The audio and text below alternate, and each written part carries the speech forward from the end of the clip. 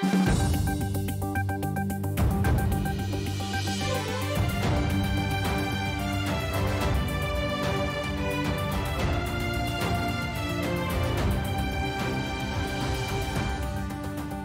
House of Representatives continues to remain hostage amid national politics guided by self-interest of the political parties. The scheduled session of the lower house has been deferred twice, that too at the 11th hour, as the government battles between saving the ruling alliance and opting for a face saving in front of the donor community. Given that public sentiments are pitted against the US-funded MCC agreement, the ruling alliance led by Nepali Congress needs to be mindful of the approaching local level elections and its stand on MCC. Good morning, I'm Abhyuday Shrestha and these are the headlines of the hour. The US warns it will revise its policies towards Nepal if the parliament fails to ratify the MCC Nepal Compact. Nepali Congress emphasizes on its immediate endorsement. A budget worth 50 billion rupees demanded for the local level elections. Government faces financial constraints, slashes development budget by 86 billion rupees. US President Joe Biden urges Americans in Ukraine to leave the country immediately, warns things could go crazy quickly in the region. And the four-nation international T20 series involving Nepal to begin in Oman from today. Nepal to play against host Oman in the first match of the series today. The United States has warned it will revise its policies towards Nepal if the parliament fails to ratify the Millennium Challenge Corporation MCC Nepal Compact by the deadline of 28th February. Assistant Secretary of State for South and Central Asian Affairs for the U.S., Donald Lu, had held telephone conversations with top brass leaders yesterday in a last-ditch effort for the endorsement of the compact.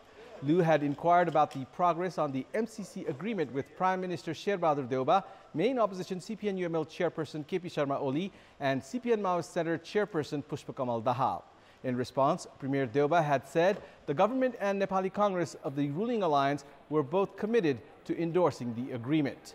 Meanwhile, CPN-UML chair Oli responded saying that the party was awaiting the stand of the ruling alliance. A senior leader of Maoist Center suggested party chair Dahal was also in favor of endorsing the agreement, but had urged to wait for a decision until the local level elections were held, saying that the country had entered into preparations for the polls. Finance Minister Janardhan Sharma has informed that a budget worth 50 billion rupees has been demanded for the local level elections. Speaking at the program of the half-yearly analysis of the current fiscal year yesterday, Minister Sharma informed that the government has allocated 10 billion rupees in the budget for the upcoming local level elections. Minister Sharma, however, said that the demand for an additional 40 billion rupees has generated financial constraints. According to Minister Sharma, the Finance Ministry has proceeded with the legwork for managing the necessary budget required for the local level polls scheduled for 13th of May. The Finance Ministry, which conducted the half-yearly analysis of the current fiscal year, has slashed the budget volume as it failed to enhance development expenses. The government has decreased the budget size by almost 86 billion rupees after not being able to spend over 16% on development works in the first 7 months of the current fiscal year. The budget has been slashed to 1,546 billion rupees, citing that ministries lack the capability to spend. Projects were initiated without necessary preparations, among other excuses. The revised budget is around 6.3% less than the endorsed budget. It's time now for our segment Public Pulse, where you text us with your opinion.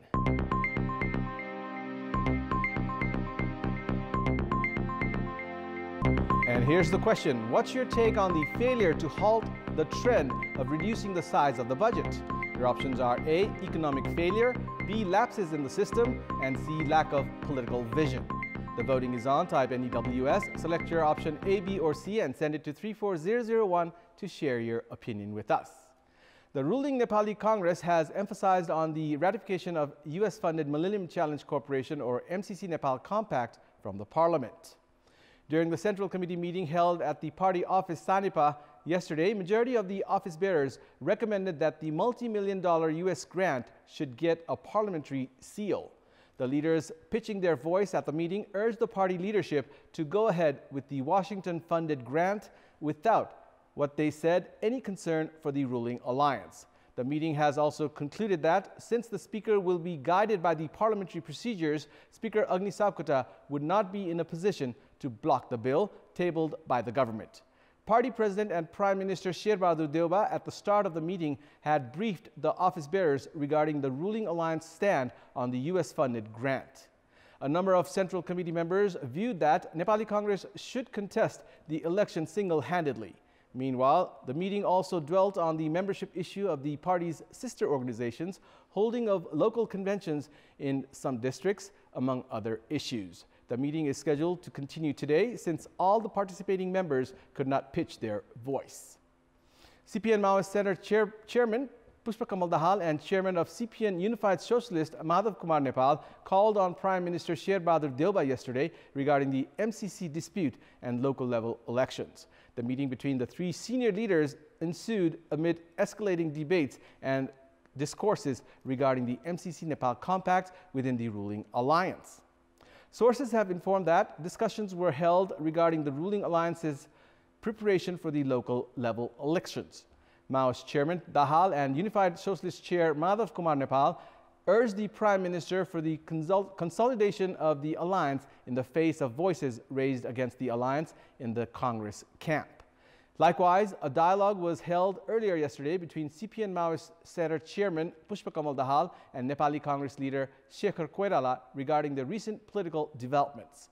Leader Koirala, who had reached Dahal's residence in Kumaltar, urged the Maoist chairman to seek a single voice regarding the MCC Nepal compact.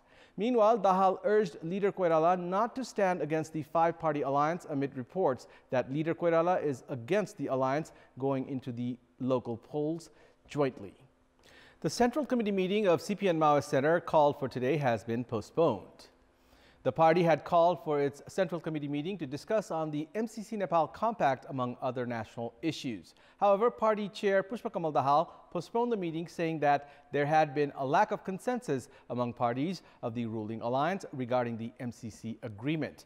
The Central Committee meeting was also to dwell on appointing the party's remaining office bearers and finalize on the Politburo members. The party had elected Pushpa Kamal Dahal as the party chair a month ago through the party's general convention, however, has yet to decide on the office bearers. Dahal and Prime Minister Sher Bahadur Deuba have received widespread criticism after it was recently understood that the two leaders had requested the MCC for an extension on the agreement's endorsement deadline. Dahal has clarified that the extension was requested to seek consensus rather than endorse the agreement. 12 more people have succumbed to COVID-19, taking the country's death toll to 11,864 and the fatality rate to 1.3%. Meanwhile, 1,013 individuals were tested positive for the virus yesterday, as 8,880 samples were tested through the PCR method. The total COVID infection tally has climbed to 971,475. Kathmandu district continues to report the highest number of daily infections with 235 new cases reported. Lalitpur reported 64 new cases, while Kaski reported 56, Morang 50, Lamjung 45, Sunsari 31, Bhaktapur and Jhapa 30 each. 2,238 COVID-infected individuals registered full recovery. There are 29,004 active cases in the country at the moment, which includes 27,930 in home isolation, 225 in intensive care units, and 32 on ventilator support. 5 people have been reported dead as fire broke out in a shoe storage facility in Dang's Tulsipur. According to local police, 5 bodies were retrieved from the incident site. The deceased have yet to be identified. The fire broke out at 2 in the morning and was extinguished 3 hours later. More details to come. In our Public Voice segment, we had asked the local residents in various provinces what they think should be done for efficient performance by the local level. Let's take a look at what they had to say.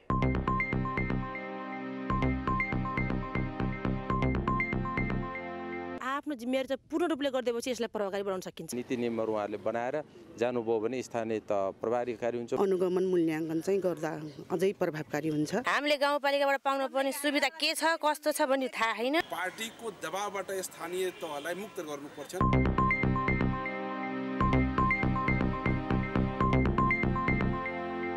And it's time now for the sports news.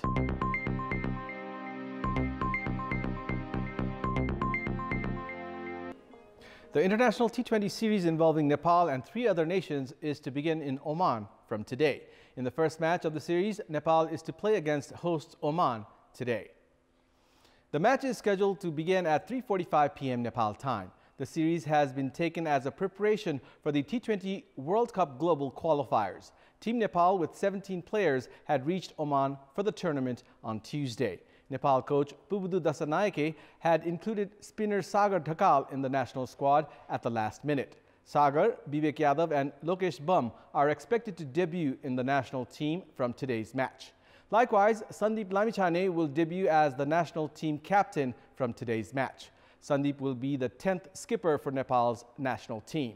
Nepal and Oman are both in the same group at the World Cup Global Qualifiers. Nepal had last played against Oman in September last year at the World Cricket League 2 tournament.